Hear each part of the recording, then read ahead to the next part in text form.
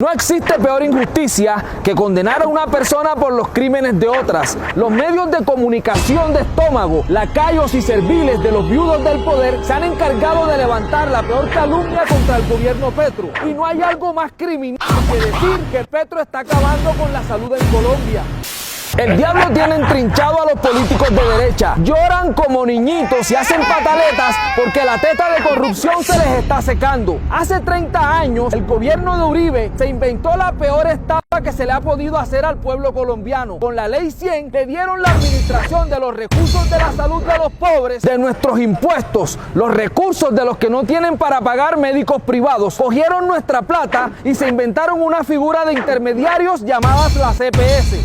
Los pongo en contexto. ¡Ojo a esto! Desde hace más de 30 años, los gobiernos le dieron la facultad a los mismos politiqueros de siempre para que se inventaran un emprendimiento.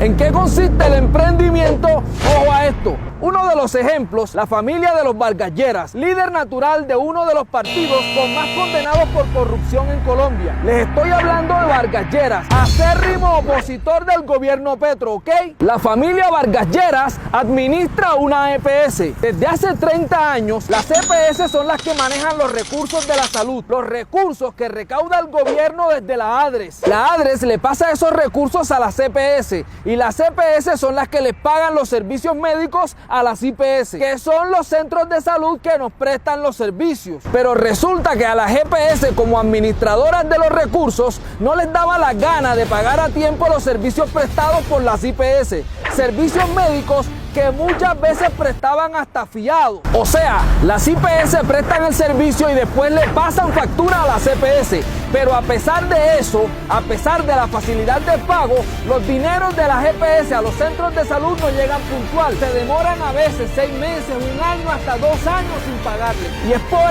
eso que muchos centros de salud se quiebran. Entonces hay una diferencia de las EPS con el gobierno. Acá el gobierno les entrega el dinero adelantado a las EPS. ¡Ojo a esto! Por años la Contraloría ha denunciado graves informes sobre irregularidades de las EPS.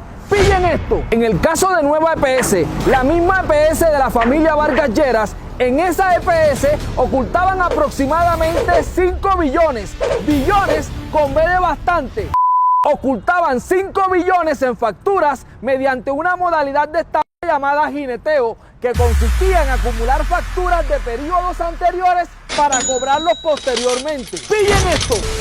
En la EPS Sanitas se descubrió un incremento significativo en los gastos de operación sin justificación adecuada, resultando en pérdidas que superan 400.000 millones de pesos. Además, se identificaron pagos indebidos de aproximadamente 103.226 millones de pesos en la operación de centros médicos, gastos que no debían ser asumidos por las EPS.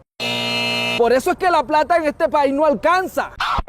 Y entonces, cuando Petro anunció la intervención de Sanitas para ver qué era lo que estaba pasando con el dinero de los colombianos, la prensa basura, en cabeza de los periodistas de estómago, promovieron marchas y sacaron a los trabajadores de las EPS constreñidos a marchar en contra de su propio gobierno.